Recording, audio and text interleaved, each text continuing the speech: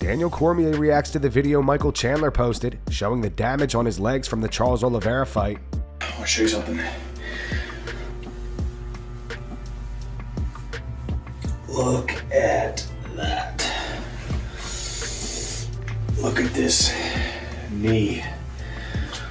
The swelling goes all the way down. Guys, did y'all see Michael Chandler's leg? The swelling? When he pressed down on his leg and they had those two big circles, that is the craziest. Now, this happens. I have seen people on airplanes, guys. People on airplanes that when they fly long, they get like edema. So it's so scary to me to not get this swelling that when I go overseas, now I wear compression socks. One thing you can't do though is stop the leg kicks and the damage that your legs take and all the swelling. So when you press it, like Chandler, he left like dents in his leg. I've had edema like that. I don't think I've ever had it as bad as Chandler has it. That's crazy. But you can see him doing the right things, right? All the sauning, all the moving around is what makes that swelling come down and you're okay. But I want you guys to look at that and just understand the damage and the toughness and the durability you have to have and the ability to go through stuff in order to be a fighter. We watched Michael Chandler fight Charles Oliveira for 25 minutes, and for the vast majority of that fight, he got beat up. But look at the damage he took on his legs to get there. I mean, we are 10 days post-fight. That is crazy. Alexander Volkanovski posts some hilarious footage of him and his coach at the beach. Oh, he's coming, pressuring me.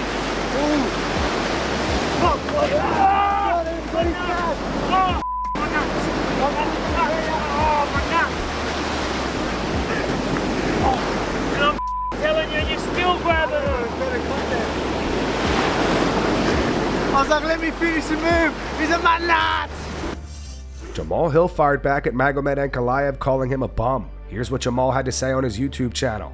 Mr. Ankle Grabber, Ankle Lad, whatever his name is. You know, y'all know the weird guy that kind of look like, what's his name? Abraham Lincoln. Just can't stop talking about me, man. He laid out his plans, which was cool. You know, you got a title shot coming up. You earned it in one of the worst fights of the year. That's good on you. You gotta call somebody, you gotta get to talk about calling somebody a bum. Bum is insane, bro. Bum is insane. For the simple fact of, one, to you, I'm a bum in no realm, on facet of anything. We have common opponents, so we can measure the value of each one of our game and each one of our fighting styles. Remember Santos, they dropped you, you went to a decision, hugging him, and all of those things? Yeah, I finished that guy. You remember how you got a title shot, you know what I mean, given whenever the belt was vacant and you fumbled it, you couldn't stop leg kicks, or you decided to be a crotch sniffer for the last 2 rounds or whatever, and you fumbled then. But who stepped up to the plate? Champ, as you may call me. You're not addressed as such. Pipe down when you talking to me, bro. Man, talk about a bum. Call me what you want, but don't forget to call me champ. Tom Aspinall rates UFC fighters' tattoos. Go give Tom's TikTok a follow. Links in the description. This is Tom Aspinall, and I'm rating UFC tattoos 1 to 10. Alex Pantoja. So he's got kind of like a Japanese oriental sleeve, which I like a lot. Love that style. Got that style myself. I'm gonna give that an 8. 8.5. Ilya Topuria. Really nice tattoos. He's got kind of like a photorealism style with the tiger. He's got some gladiator stuff on his arm. Wolf. That's really nice tattoos. I'd say that's a 9. I like that a lot. Izzy Adesanya. I like him. It is a really nice as well. He's got the tattooed neck, which I'm a big fan of. Broken native, I like. Africa over here. Pretty cool. Not my usual style, but I'm still going to give it an 8. And this is Cody Garbrandt. Don't like this one. Love the neck one. Looks great on him. I like the arms as well. The neck's my favourite. All in all, I think I'll go 7. Donald Cerrone, the back.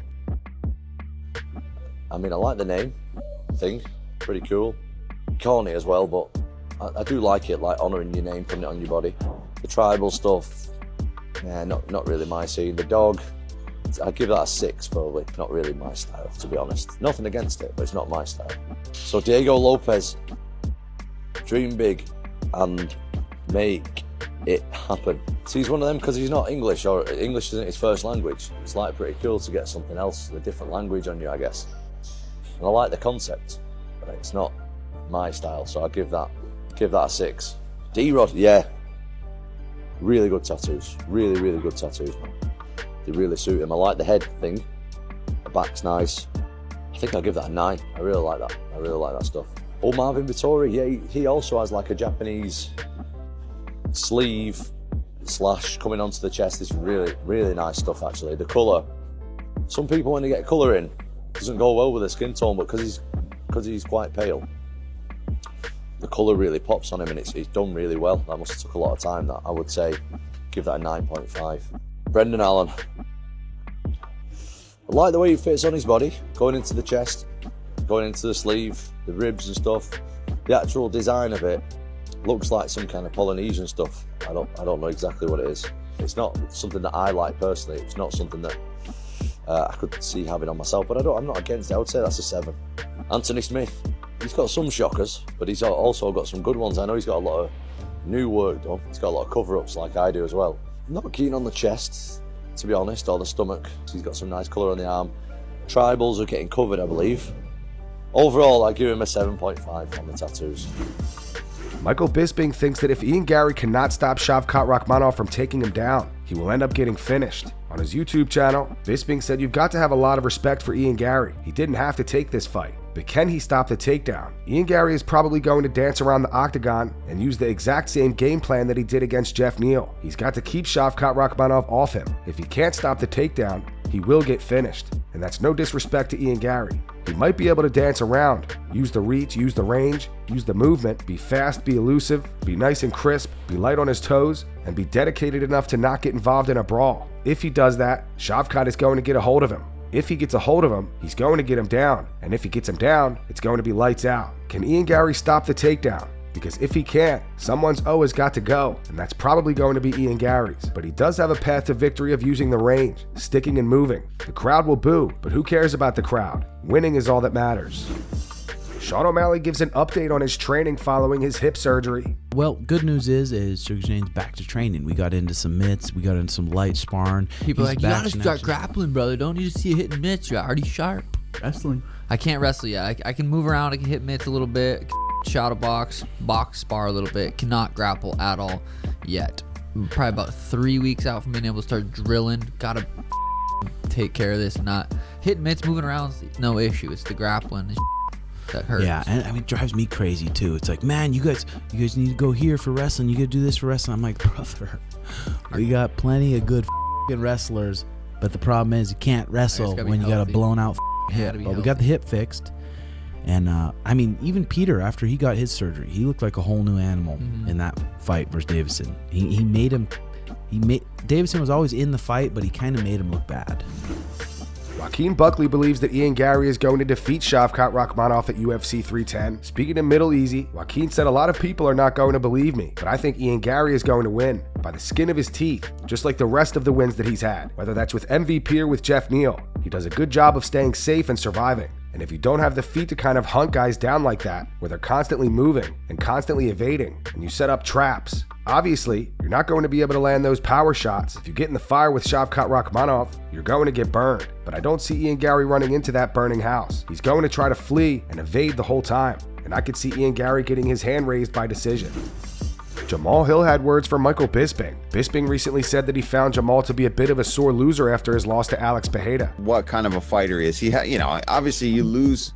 But he was a sore loser to Pereira, right? Let's just be honest. He was a sore loser. He got knocked out, right? And as men, as fighters, tough to deal with. That became a champion. It's hard. It's hard to deal with, and the whole world laughs at you, and they all talk, and he's a proud man. And he's very capable with his hands, and he's a world-class fighter, and he truly feels that he got lucky. He truly feels that when the referee went to step in and then Pereira said, "No, you're good," there was like a little moment of loss of concentration or whatever. Now, whether you agree with that or whether you don't, whether you think that's Jamahal making excuses, it doesn't matter. That's what he believes in his mind. That's what he truly believes. He wants to have another go. So he's pissed off. He's angry. but that makes you extremely motivated.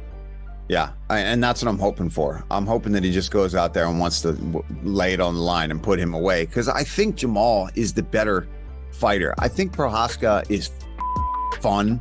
I think he's super crazy and interesting, and I love his persona and who he is as a man. But skill-wise, I think he's starting to get kind of exposed for how reckless he is. He's a little sloppy, but at the same time, that's also what makes him so scary and dangerous too, right? Is the fact that he is unpredictable. I don't even think Prochazka knows what the hell he's going to throw out there half the time when he's in the octagon. And anytime you're fighting a guy like that, it's scary. Jamal responded to that clip on X. He wrote, @Bisping calling me a sore loser and talking about as men on losing is the craziest to me ever. Bro, you've been crying and salty about Dan Henderson for 20 years and Vitor Belfort for 15 years. You would think spending half your career losing, you would know how to. Bisping reposted that. He wrote, did you watch what I said, or did you read some shitty headline? If it's a headline, I'll accept your apology. I said you were a bit of a sore loser because you're a true competitor, and then went on to explain how if energy is channeled correctly, it can be truly beneficial to a fighter's mindset. I was being nice, not talking shit. Didn't have you down as the easily offended type. All the best with your camp. Alex Bejeda posted this to X last night. It's a photo of Jamahal Hill and Jiří Prochazka facing off. Alex wrote, calm down, my son. Pass this test, and dad will give you a second chance. Jamal responded saying, beat it. Funny how you rushed Lil Roundtree and dumb Jiří like you were the man, but waited until the refs got in the way to swing at me. You will see me again at 100% soon, and we both know the fear that was in your heart. And that's going to wrap it up for the news. Thanks for watching. For daily MMA news and content, subscribe to Full Mount MMA and click the bell icon to be notified when we post videos. Here are the 3 top comments from last video. First one's in reference to Jamahal Hill. It's from Paul's Panta. It says, arguing who got knocked out worse is crazy. The second one's from the guy called X. It says, if Jones didn't care, he wouldn't yap so much. It's bothering him to his core. And the final one's from Seth Lansford. It says, Jamal has not handled his loss to Alex well at all. Going to be a full-on mental breakdown if Jiří gets the win. Those were the 3 top comments from last video. If you want to be featured in the next one, all you have to do is comment down below. And if you missed yesterday's news, click the video on screen right now to get caught up.